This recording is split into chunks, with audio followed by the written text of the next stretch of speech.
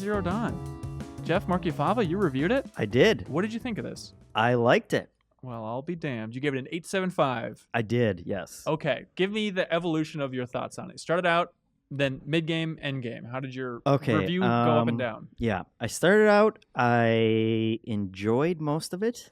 There's some stuff at the beginning that I don't want to talk about for spoiler reasons. Okay. I was a little not on board, but I had played it previously at E3 last year, I think, so I had a good idea of what the gameplay was going to be like, and that still met all my expectations for, fun, very challenging combat. The robot dinosaurs are super cool. So that took me through the first couple hours, and then the game world really opens up. At first I was a little turned off by kind of the activities and how much it takes from other open world games. Okay. And that kind of carried over throughout the entire experience. But the biggest surprise was how much the story picks up. Is that right? Yeah. And at what point, at what percentage does the story really take off? Because it seems fine in the first couple hours at least. Yeah, I'd say it kind of carries out throughout the entire experience. I mean, you always have like those main missions that you can when you decide to tackle them, depends on how quickly you get sick of doing a bunch of side quests and stuff like that. But towards the end is when it really starts answering questions that it has kind of been teasing the entire time. Okay. And you get a lot more lore stuff. And then towards the end, there's like a 45-minute segment where it's just like, okay, we are going to answer every question that you have in just this marathon of like lore and all these different details. And you appreciate that? It's not just a Metal Gear cutscene of... No, I mean, it's mostly some of it's audio logs, some of it's cutscenes, but by that point I was really invested in the events that are going on while you're playing and all of the kind of past mysteries of what happened to the previous world, and all of that surprised me with how good it ended up being. Really? So, That's great to hear. Yeah. It's also amazing to think of like a new IP. Presumably Sony's banking on this being a new franchise as well for the PS4 or beyond. And it's amazing that they wouldn't hold anything back. That'd be so easy to do first time out of the gate. Yeah, and it's really interesting to think that this is Guerrilla Studios' first like non-shooter.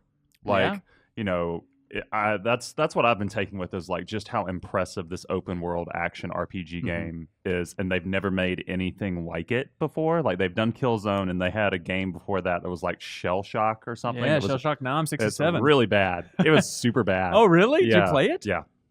What are you doing? Well, who plays that I game? make poor life choices. Okay, that's why sure. I'm sitting at this table. Yeah. Yeah. But it's just interesting to think like, okay, here's Killzone. Those shooters are fine. They have like a cool, atmospheric presentation, and then you have Horizon, which is way different. It seems like they were kind of moving toward larger. Like the last Killzone game was as close to an open world without being able to say it's an open world. But yeah, it was still like very corridory, but like there were segments that were bigger. So I can see that, but it just feels radically different from anything else they've done, and that's super impressive to me. Yeah, for sure. It seems like a critique, Jeff, if I'm reading this right, is that it felt like, okay, we're making an open world. We need to check all of those open world boxes. Yeah. They felt like they needed to maybe not forge a new path yet, since it is their first time out of the gate, right? They feel like, let's just hit par on open world features and then have some really unique environments and enemies to fill that out. And the enemies are, the combat against the dinosaurs is kind of like the core thing that you can tell they spent a lot of time on designing all the different types. There are like 25 different types of these dinosaurs. Catch them all. And they all behave differently and stuff. And so I can excuse, like clearing out bandit camps, which feels very much like Far Cry, upgrading, all your inventory spaces by hunting animals, which is also very Far Cry, all those kind of tropes. And I mean, the map is probably like just the best example of like open world bloat, where you zoom out and yes, it's a huge environment, but there are just so many tiny little icons of all that crap, and most of it, you can freely ignore.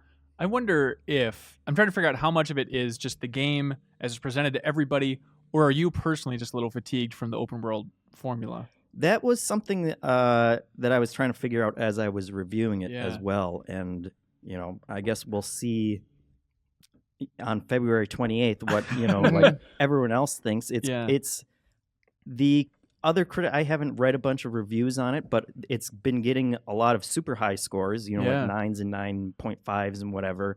And some of the lower scores than mine were also criticizing that the reused tropes from open world. So it's hard to say. Yeah. I'm of two minds about that, because I do agree that like there is a lot borrowed from like Assassin's Creed and like The Witcher and Batman in particular. There are a lot of side missions where you're tracking trails as like a detective vision. As the detective vision makes a return. I was just talking to Dan Tag about that. Like, who? It's a feature you can do, but who gets into that and is like, this is fun? Who is actually experiencing the sensation of having fun while following those trails? What is that? It's certainly a thing, but at the same time, though, I think what makes me forgive those side quests and really get into them is, open world games have a problem with content and story. Like, there's always a tension between them. But with Aloy, I feel like pretty much everything you're doing in the game ties into who she is as a character and who she's becoming. Like, okay, so you're out there crafting stuff, you're hunting stuff, you're trying to figure out how to defeat these robots. It ties into who she's becoming. So it works for me. Whereas in like Grand Theft Auto, there's just a bunch of crap you can do for whatever reason. It doesn't necessarily tie into the story. Same with Fallout, whatever. Sure. Like there's this huge strain in Fallout 4 in particular between like the main story and like all this other stuff you can do. You're supposed to be a parent who's concerned about their child, but hey, let's go kill a bunch of bandits. Let's waste time doing that. But in Horizon, I feel like honestly everything I've done, and keep in mind I'm only like 20 hours in. Still. I feel like I can say honestly, though, yeah, this is a thing that Aloy would do. It's not a waste of her time. It like focuses in on honing her abilities. It, helps decide who she is as a character, so on and so forth. And I think that's really impressive. Real quick, Jeff, how long is this game? It's going to depend on how much side content you did. Yeah. I played about 55 hours. Holy. And okay. I did a lot of the side stuff. The other thing that I want to mention is so you have like some of the random activities or whatever, but they break down the main missions as like main quest, secondary quest, and then errands. And all three tiers are pretty worth doing. Like even I was surprised by some of the errands where I was putting off main quest stuff and like, I really want to see how this plays out. They add enough twists, and some of them involve characters that you'll meet in the main quest lines, and then they'll kind of get relegated to, the lower ones.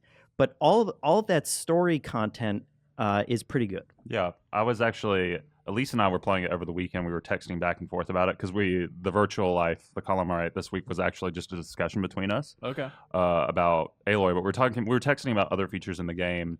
And one of the things the way I like to think about Horizon right now is that it's like, has almost like a BioWare sort of level of writing, not quite there, but old school BioWare, like Baldur's Gate and so on and so forth. Okay. Set in a game that plays a lot like Assassin's Creed. And I just really like that. I really like sort of that RPG writing and sort of the branching stuff. It's very minor branching, but and also how we determine who Aloy is, because there are also choices she gets to make and how she responds to stuff. Whether she's impulsive, whether she thinks, situations through critically, or she's more of a person who feels things out and is sympathetic to everyone who she comes across. And those icons are represented by like a brain. Yeah, a brain, a heart, or a fist. They're cavemen after all. Yeah, but it's just interesting the choices they've made, design choices they've made, and how it all comes together. Like, I think it comes together really well. It's not a rough experience. This is not like Far Cry 2 where, there are a lot of ideas here, but they don't all like go together well. It's Final Fantasy 15. Yes, Final Fantasy 15, exactly. It's just such a smooth experience that does a lot of experimental stuff, and they pull it off really well. Like there's without getting into spoilers, there's a situation early on where you run into someone who's very mean to you, and you can choose how to react. And I chose to be compassionate. Sure. And you run into this person again, and then they immediately just go to that one moment and brag about it and won't shut up about it.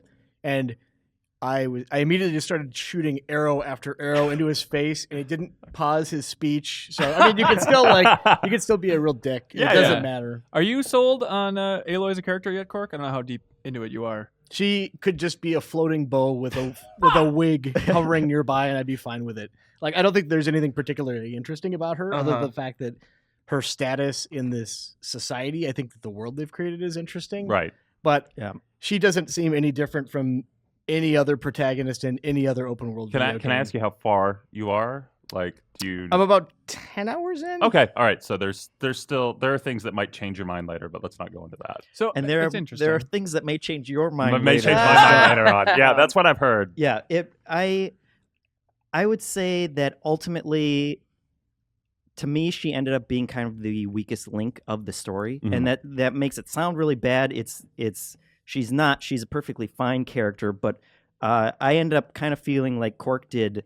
Ultimately, that like her role in the bow story, with the wig. Yeah. Okay. Yeah. No, her role in the story is kind of the most interesting thing about her, and she doesn't evolve a ton as a character as it goes on. Okay. What about just like the overall RPG nature of this game? Is it going to appeal to those hardcore RPG fans? I mean, the action in the combat I think feels absolutely fantastic. Yeah, I think if it seems like an RPG in the same way that Far Cry games are. Yeah, like, it's definitely cut from the same cloth. And I happen to be a big fan of that. So you're wearing that cloth right now. I'm wearing that cloth right now. They're exactly. RPG light systems. Yeah, absolutely. Where you've got your different. You're like, I want to focus more on being sneaky, or I'd really like to have greater survivability, so I can take more damage and stuff. So there are paths you could choose to do, but ultimately, you're kind of. I'm assuming most people are going to dabble in all. Right. Yeah. When you finished, were you able to complete most of the skill trees, or did you have to make some really hard decisions?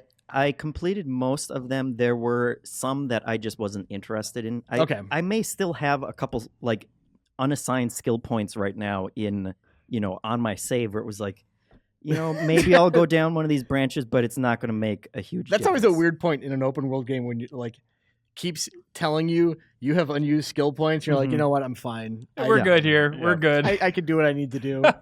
It's like throwing away a gift certificate. Yeah, exactly. Yeah, but you're not going in and like changing her core stats or anything like that. It's just you'll have some abilities that you can unlock, and you do kind of shape that based on your play style. The amazing thing to me, just playing a couple hours before release, before day one patch or anything, in my experience, this has run just rock solid. I think everyone fillets Guerrilla correctly for like their technical masterpiece. No, absolutely they do. No, that's true. But I'm just amazed that there's not a single hiccup. I feel like if any other publisher, any other developer tried a world this ambitious, especially pre-release, pre-day one patch, it would be hiccuping here and there. But I didn't experience any of that. Yeah, and the draw distance is insane. Yeah. Like, and it was definitely sort of a Todd Howard moment. I was like, okay, I can see that mountain, but I can't go there and touch it. That's just bullshit. And then I went there and I started climbing up it. I was like, okay, this is a thing I can do. All right. And that moment kept happening over and over again where I'd see interesting structures that I wanted to go to and could and actually interact with them. Yeah. And like the landscape itself is cool because it's not just sort of this barren landscape. There was one time where I got in a fight with like the saber-toothed tiger machine, the sawtooth, I think is what it's called. And I was hiding behind a rock and I was trying to be, clever, and I would poke out and I'd shoot arrows at it, flaming arrows, thinking, oh, I can't come up this slope. It can't get at me. What the machine did after a few volleys of arrows is it ran up the slope and crashed through the rock and killed me. Through the rock? Through the rock. Like it broke the rock. It wasn't a glitch. Like it broke the rock. Yeah, it broke through the environment. Some destructible environment kind of stuff in there. Christ. Yeah, it was just a whoa. That was really cool. That's what I want from this game, Jeff. And I haven't experienced it too much in the early sections yet because it turns out the little raptor creatures, which are animated exactly like Lost World raptors. Yeah, like they're surprisingly one-hit kills even out of the gate if you just hit them right in the eye. But did you have those experiences later on where you're hiding in the trees and there's a T-Rex chasing after you? Yeah, and it is the the Thunderjaw is the big T-Rex kind one. And the first time I went after that one, it was a 30-minute fight. It was like my Moby Dick of like I was just continually fighting it. I had to I'd have to run away, hide, try and figure out which pieces to chip off. My and God, they're really big and really impressive. And it's fights. doing a good job of keeping track of the pieces you've knocked off. It's not like it goes a certain distance and resets itself. No, yep. They'll stay there, and you'll knock its disc launcher off, and it will be laying there. You can come pick it up and use it against it. Sorry, but you said that this also the game it does explain why these machines are there. Yes. And how, like, their purpose and who is manufacturing them, Yep. which I'm very interested in learning. Yeah. Because it does not make any damn sense. And like I said, like I was very surprised by how many questions it answered, and it all mostly makes sense. Yeah. Does it set itself up for a future franchise? Yeah. It does everything. It does everything. My God. That's really impressive. Like I hope I get there and feel the same way, because there have been so many games, especially like franchise games. The one that comes to mind most recently is Deus Ex: Mankind Divided, where it presents all these questions and then it ends with a newsreel that answers nothing, none of the major questions. It's just well, this is the state of the world now. You'll find out, the answers to the questions you want in the next game, which of course, probably isn't coming for Deus Ex Reactions Divided. Yeah. Look at that game. But another point, you're talking about the Watcher Raptor things earlier. A good thing they do with that is that when you when you get into encounters that have tons of robots and you're surrounded by them, like those Raptor Watcher things become much more anxiety inducing. Like there are stronger versions of them, and they'll come up to you and while you're hiding in the grass, and you'll be doing things like, please don't find me, please don't find me. And then they find you, and suddenly you have like 10 massive monsters. Yeah, they'll alert everyone else. That's everything. They're not monsters, they're animals, Jason. Sure, whatever. But particularly the ones in the air will just tear you to pieces. God, this is impressive. Congrats to Sony and Guerrilla for pulling this off. Yeah. It's amazing to have new IP this bold, despite the open world trappings. Yeah. It's really, really good. It's probably, I honestly don't know. It's between this and Yakuza for my favorite game that I've played this year so far. I know it's early, but like I just love them both so much for vastly different reasons. For sure. God, I can't wait to play more. Thank you so much for watching this excerpt from the Game Informer Show podcast. You can click right here if you want to subscribe and listen to the audio version of the full show. Full episodes air every Thursday, and they feature Game Informer editors sitting around talking about the biggest reviews, previews. We talk about exclusive impressions of Game Informer's cover stories. We have long-form developer interviews, everything that's great in gaming. So every Thursday, be sure to check it out.